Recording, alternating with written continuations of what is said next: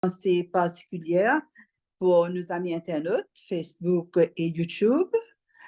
À toi la parole, Mylène, que Dieu soit avec toi.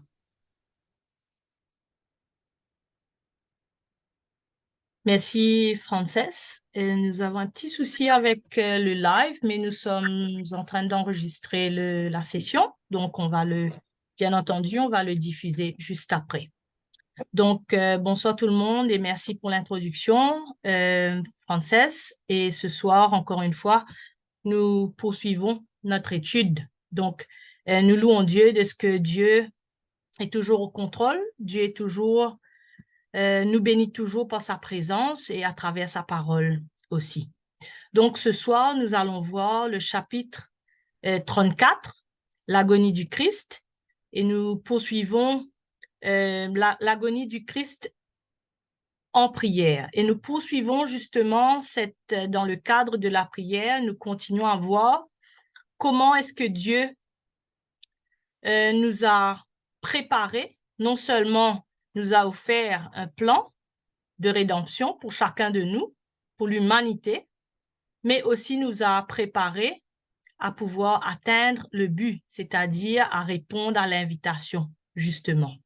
Donc, l'agonie du Christ en prière est le titre qui nous est proposé dans ce chapitre 34 et nous attire, cette section nous attire dans une autre dimension de la prière. Elle met surtout l'emphase sur 3 clés spéciales, 3 étapes et 3 clés qui mettra en évidence justement cette vie de prière de Jésus. Et pour nous, en parallèle, nous donnera des guides, comment faire face à l'adversité, mais surtout comment prier face à l'adversité, et cela pour l'accomplissement de l'œuvre de Dieu en nous. Ce soir, chère famille, chers internautes, ma prière, c'est que par la grâce de Dieu, vous et moi, nous puissions utiliser ces étapes, ce guide, ces conseils pour que nous soyons remplis, nous soyons consolidés de foi et surtout que Dieu puisse accomplir l'œuvre qu'il a commencée sur notre plateau, dans notre famille, dans notre vie, depuis notre naissance jusqu'à maintenant. Et l'objectif ce soir, c'est surtout de permettre au Saint-Esprit de nous offrir la compréhension sur l'application de la prière devant l'adversité. Nous faisons face en ce moment même d'un conflit cosmique entre le bien et le mal, et nous le savons, nous l'avons étudié, nous le vivons, nous le voyons, mais il est important, même primordial ce soir, de comprendre. Et pour comprendre, nous devons laisser le Saint-Esprit œuvrer. Nous devons lui donner la permission. Comment? En étant attentifs et en acceptant Dieu dans notre vie.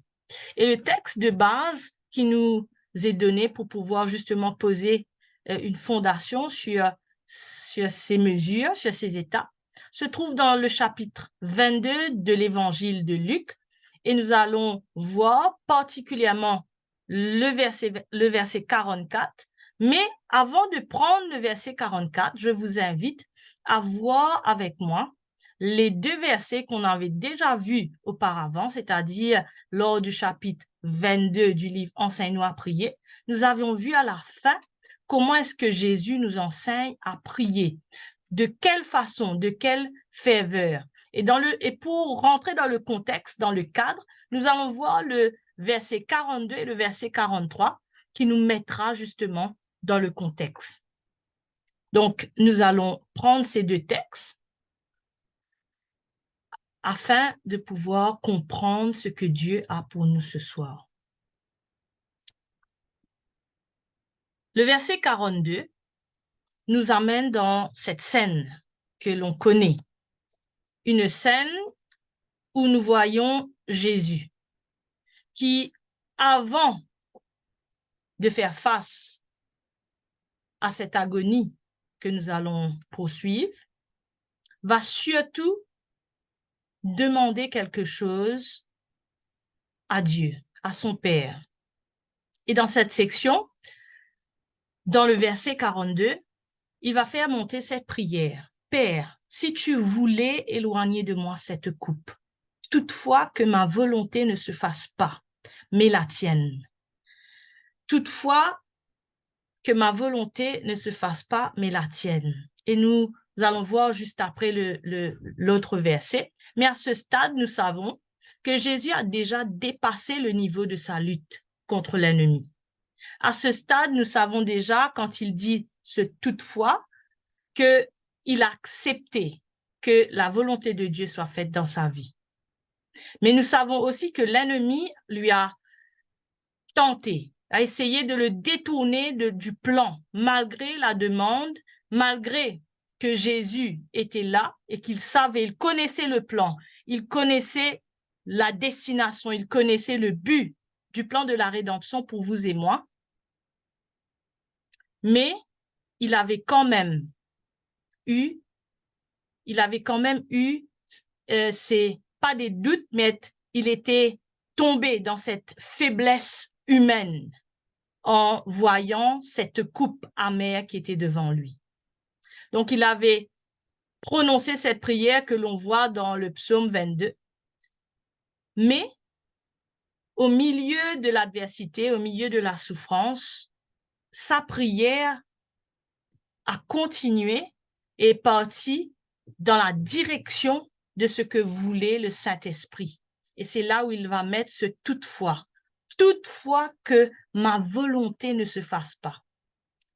Chère famille, chers amis internautes, cette prière de Jésus nous offre une compréhension surdimensionnée de ce que Dieu attend de nous. Quand nous sommes appelés, nous aussi, à vivre cette expérience, et bientôt, très bientôt, nous devrons aussi pouvoir tenir ferme vis-à-vis de l'adversité.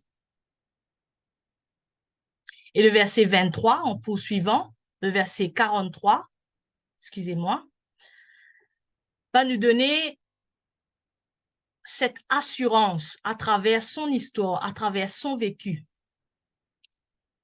que la prière de Jésus n'était pas insensible face à l'adversité. La coupe était toujours là, elle était toujours amère, mais Dieu va donner à Jésus un signe que sa prière était entendue. L'ange lui apparut du ciel pour le fortifier. Avant de toucher le verset 44, j'aimerais juste dire que nous avons, chacun de nous, vécu, ou nous vivons peut-être en ce moment, des situations où la coupe reste amère. Mais sachez et soyez rassurés ce soir, chers frères et sœurs, chers amis, chères familles, que Dieu entend et Dieu répond. Serait-ce que pour nous fortifier, pour nous permettre de faire face à l'adversité, à la souffrance, à l'incompréhension, à l'injustice qui nous entoure. Et la première récompense qui lui donna du courage, qui donna à Jésus du courage pour avancer, c'était la présence de l'ange venu le fortifier. Tout comme dans le désert, dans sa lutte, nous savons tous qu'après son baptême, malgré qu'il était revêtu de gloire, mais en venant pour se préparer pour ce ministère, Jésus avait aussi son humanité. Et l'ennemi va venir pour essayer de l'assiéger. Il va lutter encore une fois. Et là encore, nous voyons dans la parole de Dieu, dans la Bible, inscrit, rapporté que les anges sont venus après pour le fortifier, pour lui donner à manger. Pourquoi douter? Pourquoi avons-nous peur ce soir face à l'adversité? Bientôt, Jésus revient. Il est devant la porte. Et nous avons, dans notre scène de tous les jours, quotidien, des images très sombres de ce qui se passe autour de nous. Peut-être nous ne le vivons pas en direct. Peut-être que oui, aussi. Mais nous voyons que les signes sont là. que tout est déjà là. Comme on le dit en anglais, the stage is already set up. La plateforme, la scène est déjà là. Les acteurs sont là. Il ne nous reste plus qu'à voir Jésus venir. Mais avant, nous savons que la parole de Dieu nous a avertis, nous a donné des signes, des guides de comment nous préparer et comment faire face à travers la prière fervente à tout cela. Et ce soir, le texte, ce chapitre 34, nous met à l'évidence. Non seulement nous promet que nous aurons des récompenses en priant, que Dieu va être là avec nous, mais nous donne des 3 clés importantes, primordiales, pour nous permettre d'avancer. Mais alors que Jésus avait déjà passé ce cap, en acceptant la coupe, en acceptant que la volonté de Dieu soit faite, il lui restait quand même à faire face à l'agonie, au pire, on va dire. Tout n'était pas encore accompli. Tout n'était pas fini. Il y avait toujours l'étape de la mort. Et nous allons voir ce soir, nous allons revivre cela.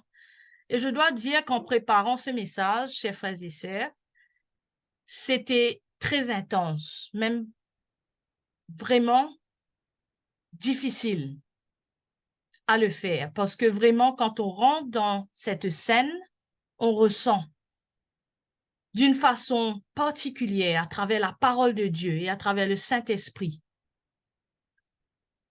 Qu'est-ce que ce Sauveur a fait pour chacun de nous?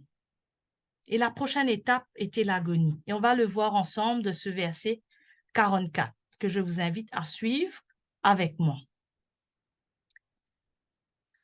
Étant en agonie, il priait plus intensément et sa sueur devint comme des grumeaux de sang qui tombaient à terre. Nous restons dans le cadre de la prière, nous restons dans le texte et nous allons plus comprendre maintenant que même s'il y avait une première étape, la deuxième étape qui venait était plus grande, plus intense et augmentée dans l'angoisse. Et Jésus va faire quelque chose. Et c'est la Bible qui nous parle ce soir, c'est la parole de Dieu. Étant en agonie, il priait plus fort encore, avec plus d'intensité. Cela veut dire pour nous, plus l'agonie, plus l'angoisse augmente dans nos vies, plus la souffrance devient intense, chers amis, ce n'est pas le moment de se décourager. Ce n'est pas le moment de laisser tomber. Ce n'est pas le moment pour nous, à la porte du ciel, de reculer. Si nous faisons face à l'adversité physique, émotionnelle, spirituelle, en ce moment que nous entendons cette parole, relevez-vous, reprenez courage, quand notre Sauveur nous a montré qu'étant dans l'agonie, c'était à ce moment-là qu'il devait prier encore plus. Et les évangélistes nous le rapportent d'une façon très directe, très simple à comprendre, c'est qu'il fallait prier davantage. Il faut prier et augmenter, intensifier nos prières en ces jours. Cela faisait partie du plan que Jésus devait souffrir. Nous le voyons dans les textes d'Ésaïe que je vous invite à suivre avec moi. Ce texte qui nous donne la réponse. Pourquoi? Pourquoi le Sauveur était-il en agonie et pourquoi il devait passer par cette expérience? Nous étions tous errants comme des brebis. Chacun suivait sa propre voie et l'Éternel a fait retomber sur lui l'iniquité de nous tous. Il a été maltraité et opprimé. Il n'a point ouvert la bouche, semblable à un agneau qu'on mène à la boucherie, à une brebis muette devant ceux qui la tondent. Il n'a point ouvert la bouche. il a été enlevé par l'angoisse. Il a été enlevé par l'angoisse et le châtiment. Et parmi ceux de sa génération qui a cru qu'il était retranché de la terre des vivants, qui a cru qu'il était retranché de la terre des vivants et frappé pour les péchés de son peuple.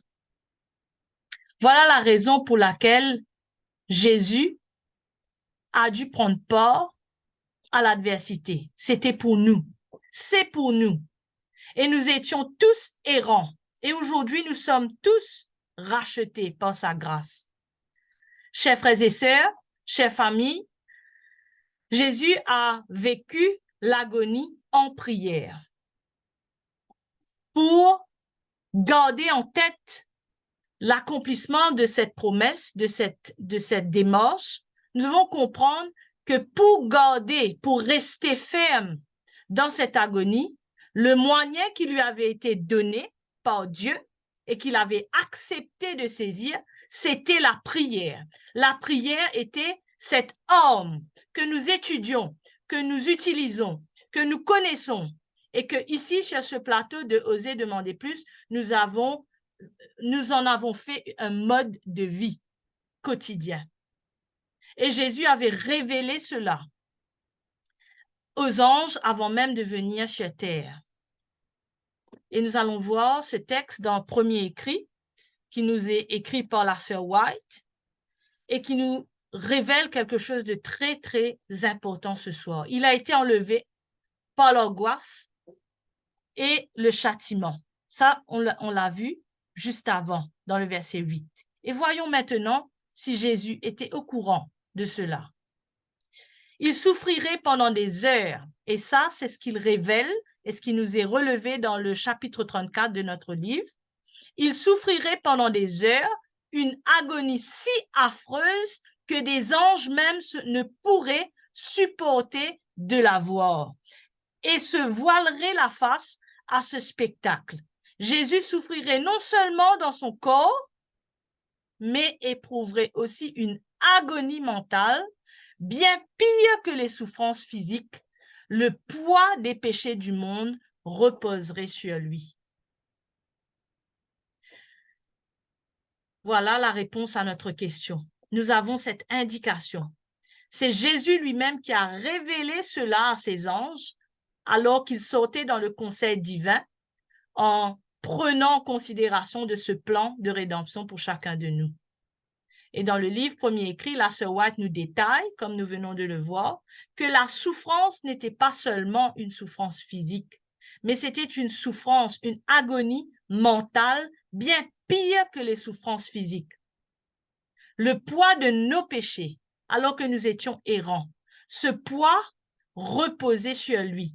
Chers frères et sœurs, je ne sais pas si on arrive à saisir, mais je sais qu'à travers le Saint-Esprit, nous avons cette assurance que nous pourrons comprendre à la lumière de la parole de Dieu, là où le Christ est passé. Et ce soir, à travers le moyen, à travers l'homme par excellence que Dieu nous a donné, la prière, Dieu ne nous invite pas seulement à nous tenir informés de comment Jésus a fait. Le Seigneur veut que nous utilisions cet homme dans nos adversités, dans nos souffrances actuelles, dans nos problèmes actuels, dans nos situations qui semblent compliquées. Peut-être que la situation ne change pas. Il se pourrait que l'amertume est toujours là, que nous ressentons cela, que nous pouvons même le goûter tellement la souffrance est grande. Mais ce que Dieu nous rappelle, et il nous le donne à une façon très directe, très facile, très simple, le plus difficile serait de l'accepter, de le mettre en pratique. L'explication nous est donnée ici. L'agonie de Jésus était là, mais la prière était plus fervente. Et ce texte nous révèle que plus l'angoisse augmentait, plus Jésus priait. Et nous devons aussi faire de même. Sa sueur devint comme des grumeaux de sang qui nous indique aussi que l'angoisse s'intensifiait. Chère famille, le Seigneur avait ressenti le besoin de prier. Ressentons-nous le besoin de prier ce soir? Avons-nous ce désir, avons-nous ce sentiment que nous avons besoin de l'aide dans notre vie personnelle, dans notre vie familiale, dans notre vie d'église et dans notre vie sociale, là où Dieu nous a placés?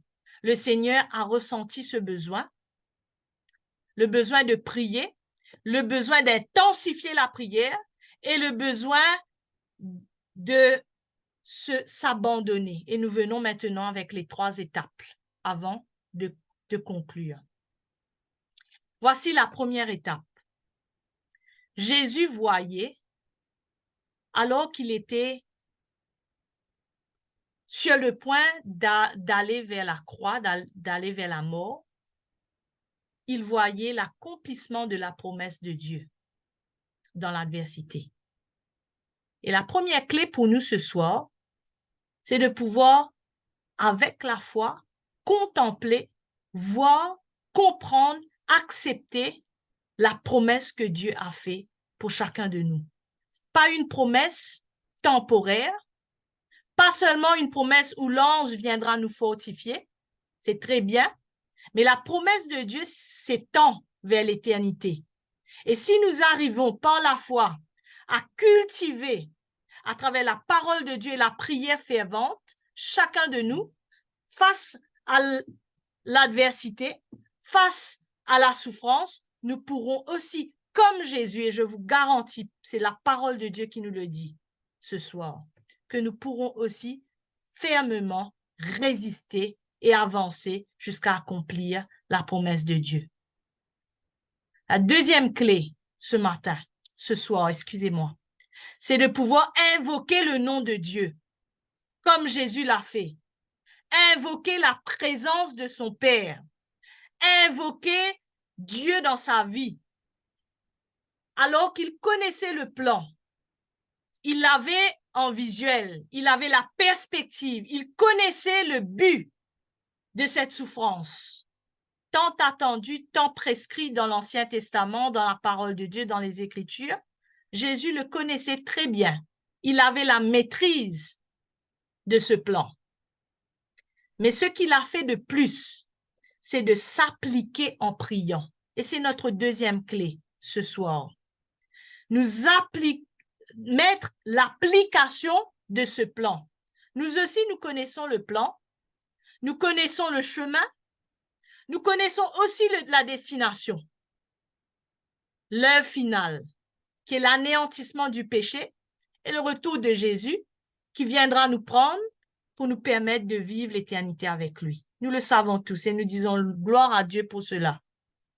Mais la deuxième clé nous invite à agir sur le plan.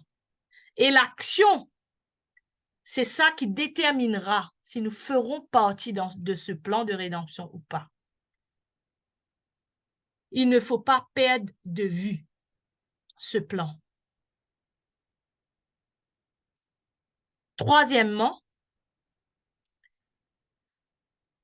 nous devons nous abandonner totalement à Dieu. Chers frères et sœurs, ce chapitre 34 du livre Enseigne-nous à prier nous invite à nous dépasser en tant que chrétiens. Nous invite à demander à Dieu d'augmenter notre foi, d'augmenter nos limites, parce que nous ne pouvons plus nous contenter de lire, de nous tenir informés, de vivre en surface.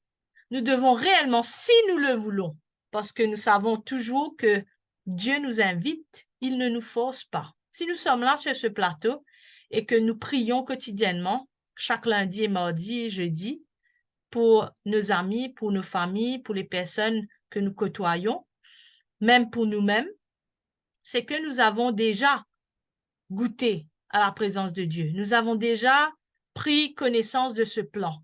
Mais ce qui nous reste à faire, pour moi comme pour vous, c'est de nous abandonner totalement à Dieu. L'abandon total de soi-même, C'est ça qui nous permettra de lutter jusqu'au bout. Et c'est ça que nous voyons dans la parole de Dieu à chaque fois que Dieu invite son peuple à persévérer, à se détourner de ses mauvaises voies, à se détourner de lui-même, celui qui renonce à lui-même et me suit. Même si nous sommes sous le poids de la souffrance, dans l'agonie qui nous accable en ce moment, nous ne sommes peut-être pas donnés à voir comme Jésus, à un moment donné, il y avait cette séparation entre lui et son Père à cause du péché. Et même des fois, nous pouvons aussi, dans nos situations, vivre la même chose où nous ne sentons pas que nous sentons la solitude. Mais même là, l'abandon de soi, la persévérance et la prière fervente nous permettra de résister et de tenir ferme et de lutter contre l'ennemi. Chers amis, ce soir, ce message est adressé à nous tous d'une façon très spéciale, une façon très particulière. Pourquoi? Parce que Jésus est mort, Jésus est ressuscité, Jésus revient. Et il ne nous reste pas beaucoup de temps. Si nous étudions ce livre, Enseigne-nous à prier, c'est non seulement pour savoir comment prier, dans quelle façon prier, mais c'est une question de vie ou de mort éternelle. Mais ce soir, le choix est dans notre côté. C'est nous qui faisons le choix. C'est ni à gauche ni à droite, c'est nous-mêmes. Et Dieu nous invite à travers la prière de Jésus, alors qu'il va aller jusqu'au bout. Et notre message ce soir s'arrête au verset 44, parce que nous verrons après la fin. Nous verrons aussi comment comment Jésus va conseiller à ses disciples de rester éveillés. Mais ce soir, l'important, c'est de maintenir ces trois clés qui nous guident pour voir l'accomplissement de la promesse de Dieu dans l'adversité. Il se pourrait que ce soir, nous devons faire le pas d'accepter premièrement la volonté de Dieu dans notre vie. Il se pourrait que la volonté de Dieu dans notre vie ne s'égale pas à notre volonté à nous. Mais Jésus a dépassé cette étape. Deuxièmement, nous devons faire le choix de crier vers Dieu à travers la prière. Quand est-ce que c'est la dernière fois dans notre parcours de chrétien que nous avons exposé, étalé notre sentiment devant l'Éternel? Peut-être que ce soir, c'est l'occasion de le faire. Jésus l'a fait. Et Jésus n'a pas perdu de vue le plan qu'il avait. Et nous aussi, à travers tout ce que la parole de Dieu nous donne comme ressources, nous connaissons le plan par cœur. Mais c'est l'application qui est importante. La prière avec ferveur, même dans l'agonie, même jusqu'à la mort, nous devons persévérer jusqu'au bout. Et pour terminer, cette prière de Jésus pourrait être le nôtre ce soir, si nous le voulons. Le Seigneur nous lance une invitation particulière à ceux et celles qui souhaitent faire partie de son peuple, ce peuple de racheté. Voulez-vous collaborer avec Christ dans cette souffrance à travers le moyen de la prière et la foi en lui? Si tel est votre désir, et je vous laisse quelques secondes à réfléchir, pour moi-même en premier, si nous voulons vraiment collaborer avec Christ dans sa souffrance, à travers le moyen de la prière, joignez-vous à moi en cet instant. Nous allons prier. Notre Dieu, notre Père céleste, nous venons devant toi à travers Jésus-Christ, notre Sauveur, notre intercesseur, notre frère. Et comme tu nous as parlé à travers ta parole, et surtout à travers cet épisode que Jésus lui-même a vécu sur cette terre, nous venons, Seigneur, rechercher ton aide. Nous venons premièrement te demander de nous aider à accepter ta volonté. Alors que les jours deviennent sombres, alors que les signes s'intensifient, alors que dehors nous voyons, Seigneur, que ton retour est imminent. Nous avons grandement besoin de ton aide, grandement besoin de ton intervention dans notre vie. À commencer, Seigneur, par ce soir où nous voulons collaborer et nous unir en prière pour accepter ton invitation, de collaborer dans ta souffrance à travers le moyen de la prière fervente, ferme, la prière résistante. Mais nous savons que nous ne pouvons pas le faire sans toi, sans ton esprit qui œuvre en nous. Alors nous te demandons humblement d'enlever, Seigneur, tout ce qui n'est pas de toi en cet instant même que nous te prions et de nous remplir par ta force, par ta puissance, par ton amour, par ta bonté, afin que toutes ces personnes qui ont répondu à ton appel puissent en cet instant même ressentir le renouvellement de la force qui est en eux, Seigneur, et cela physiquement, moralement et spirituellement. Déverse ta bénédiction sur nous et baptise-nous par le feu de ton esprit, que nous tous qui sommes là puissent former partie de ce peuple des rachetés de Jésus-Christ, alors qu'il revient très bientôt.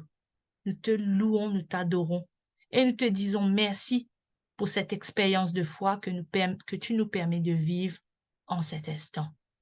Sois béni, Père, et reçois notre prière avec le pardon de nos péchés, dans le seul nom de Jésus-Christ. Amen.